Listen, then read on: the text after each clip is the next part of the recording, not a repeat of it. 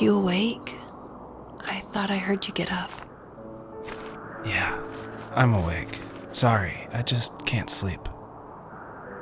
Are you thinking about him? Yeah, a bit. Usually get back to sleep, my love. I'm fine.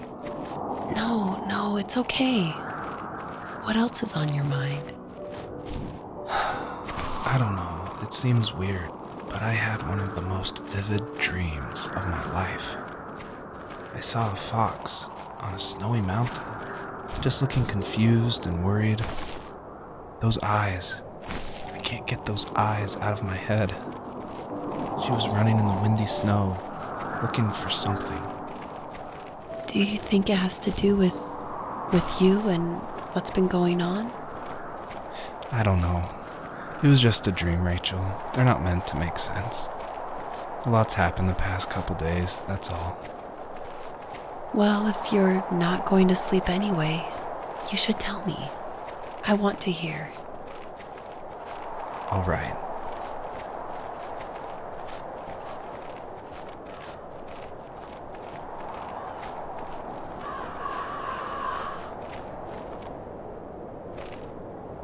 So, not far from her home, she followed that path to something unexpected.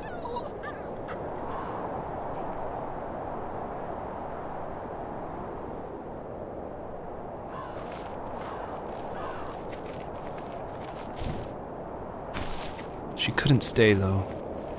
She had to find her other 2 children. So she took that path. She followed it towards something ancient. Something with answers.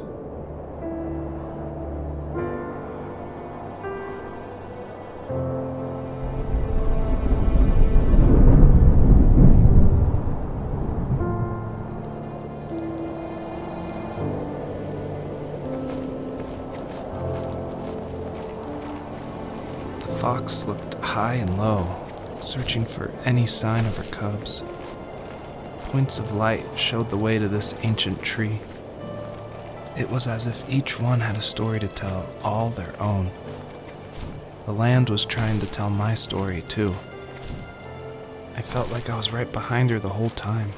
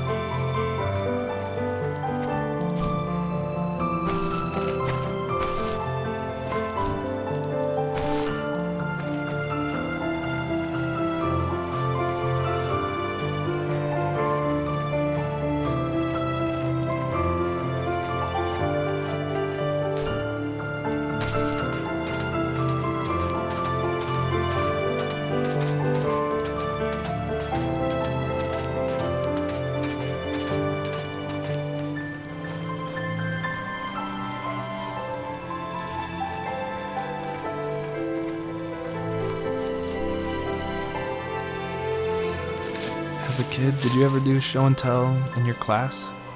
Yeah, I think I only did it once, when I was in the 4th grade. You know how my life was around then.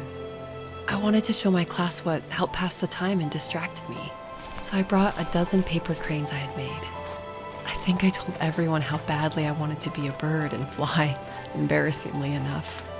Don't be embarrassed. Every kid wants to fly. For me, it was another toy from my dad, a wooden boat. I remember guarding it so carefully in my hands as I walked into class. When I sat down, a group of boys immediately made fun of it. They asked which trash can I found it in, or why an ugly log was my favorite toy. When I got up, I didn't even want to tell them my dad had carved it. I said it was a joke gift my friend had given me. Kids can be so cruel. Some of them are. I shouldn't have let them get to me, but it did. It's amazing we bounced back at all.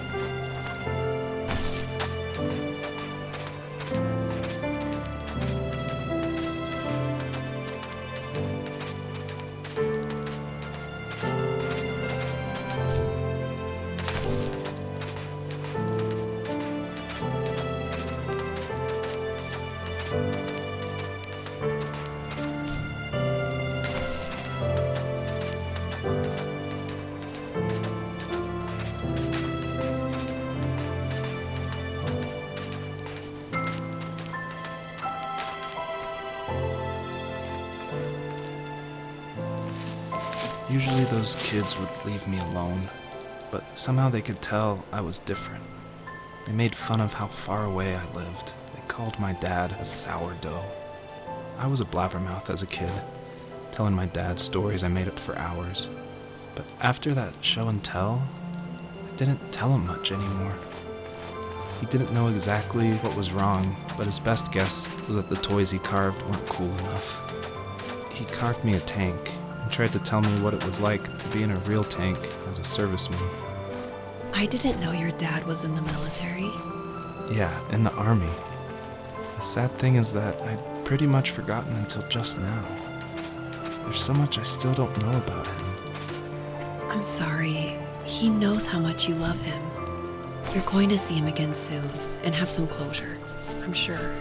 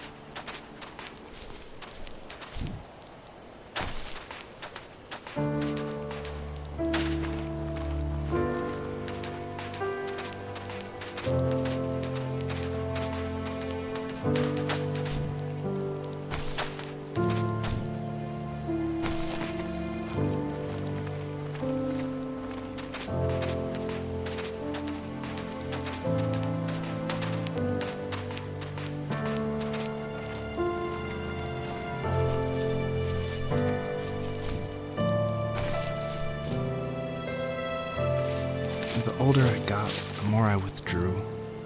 I asked myself, why talk to anybody anyway? Why bother when I'm happy by myself? I started drawing a lot, mostly animals I saw in the woods by my home. I then imagined designing my own hideouts with things like TVs and pantries full of chips and cookies. I think that idea of leaving home and drawing blueprints started my career. I found a lot of solace in that. I'm not surprised, but I did the same thing, you know? There's something special about having a place to call your own. And now look at us. Well, if you count renting in an overpriced city. It's as close as we can get for now.